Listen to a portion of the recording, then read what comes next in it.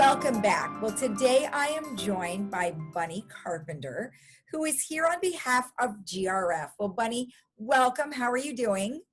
I'm doing great today. Great. Well, thank you. So I know there was a meeting just the other day, and I know you would like to share some interesting information with us. Now, to start off, it looks as though the PAC is a really hot topic. Yes, it is. I think you were able to read in the Globe and the Register. Judith had put in an article, or help the reporter to put in an article so that people would understand what really happened. So there was a nice article in both the Register and the Globe, and recently letting the residents know GRF has every intention to provide the necessary maintenance the PAC needs. So for those who thought we were going to completely stop it, no, this is not the story. So staff has been directed to go out for bid for the HVAC, and this time we are asking the vendor to provide options for the best bang for their buck. Okay. We're not going for the high end, we basically want a system that actually fits our needs and provides what we need to have it provide. So anyway, we want a quality product, and I want everybody to understand that actually meets our needs. Okay. And I understand that some items will be turned over to the M&C committee, but you still will have a PAC committee, right? Yes, and chair is now John Prostone, and the first item basically on that'll stay on that committee is the HVAC. Okay, and we're asking them to give us options that we can choose from. So as we speak, my understanding is that staff is now getting bids on the HVAC.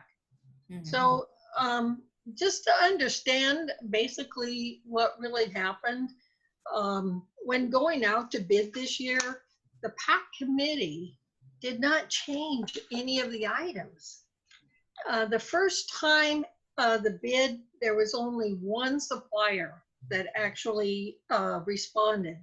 And so staff went out to bid again. And the bids came in 1 million plus, then budgeted, okay?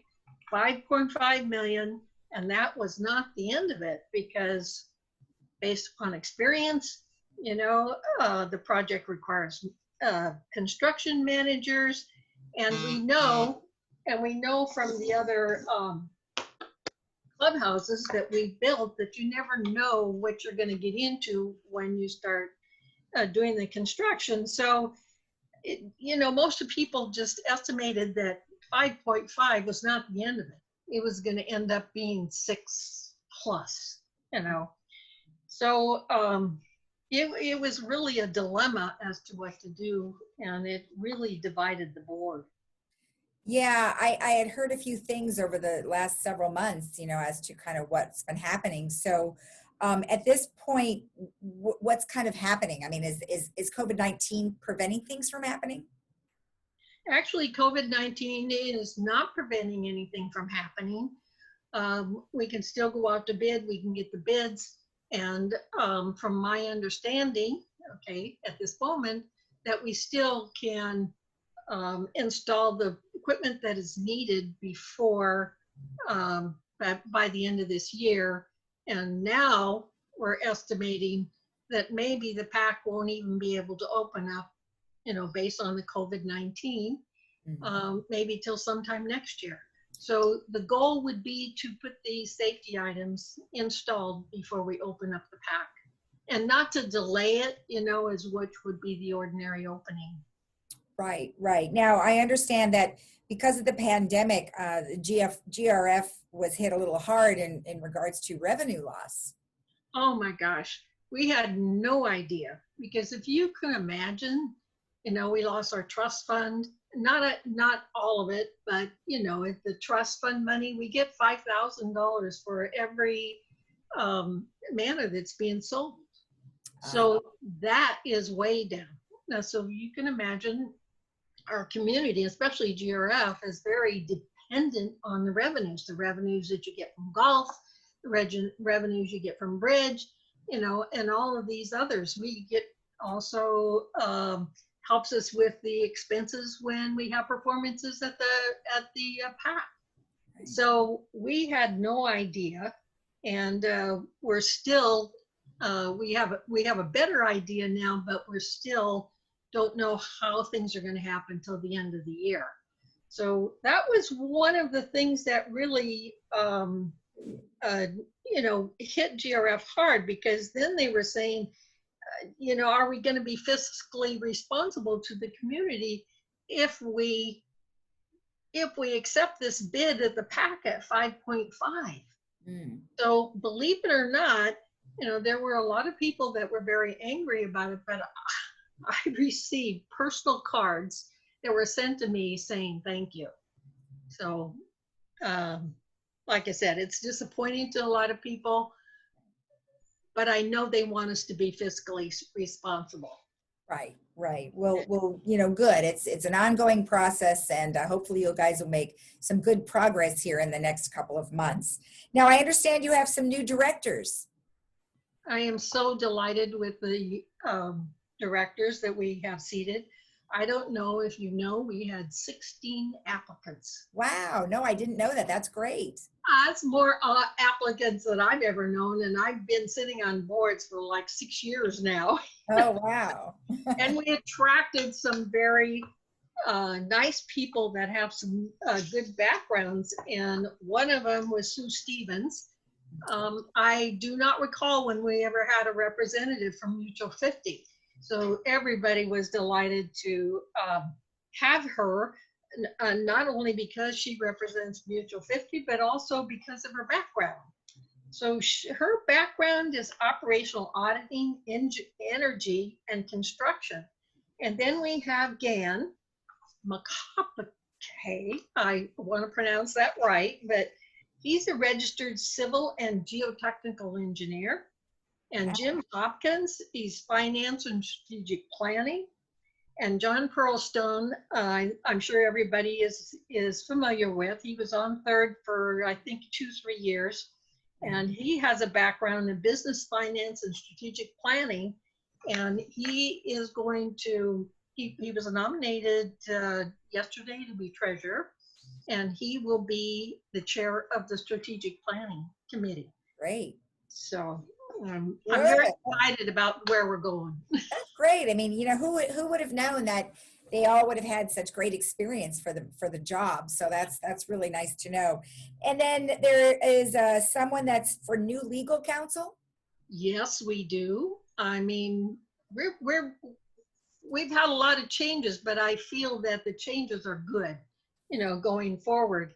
And so we're delighted to have Lori Poole, and she is from the firm Adam Sterling. And as you know, Adam Sterling is California's leader in community association law. And she will be a tremendous help in developing and modifying the necessary policies and procedures that produce positive results for our community. That's great. Good news. That's wonderful. Now, of course, we all are very aware of the mask policy that we have here in Laguna Woods Village. And I interviewed somebody just recently who said we're all doing a very good job with that. So what's the latest on that? Okay, well, as you know, that the first mask policy, GRF, the board, you know, just could not approve. We basically wanted the mask, we were in support of the mask policy, but we wanted it to be, excuse me, just that, the mask policy. And so it took some time, but there was another committee formed, and we all came to an agreement so that we have this new mask policy. And that one went into effect on July 28th. Right. So I'm hearing interesting stories, let me tell you, with, Yeah. with security trying to enforce it. Yeah. And It's a but hard thing, but it's the good thing about it is that people are understanding what the need is and why we need to do it. But it looks as though it needs to be worn in all public areas in the village, and then they would like to not have gatherings of more than 15 people, right? right, right. Okay. Okay. Good. And that went into effect July 28th, and that's going to be for some time then, right? Well, the actually policy is for 4 months, Over 4 months. Okay. and that's it. And if the numbers go down, we can change that and make Right. it shorter, hopefully. Well, things are looking better as a whole of a nation. Right. So, and our numbers are still in the 30s. So I think everybody here is doing a really good job, regardless of how much we all don't like to wear them. But, nobody likes to wear them, but we just have to wear them because we know it's a good thing to do. So thank you for all the work that you've been doing. And it's nice to see you. You look great. Thank you so much. And I just say, everyone be safe. All Thank right. you, Lisa. Okay. Thank you, Bunny. Bye-bye. All right. Bye. And we'll be right back after this.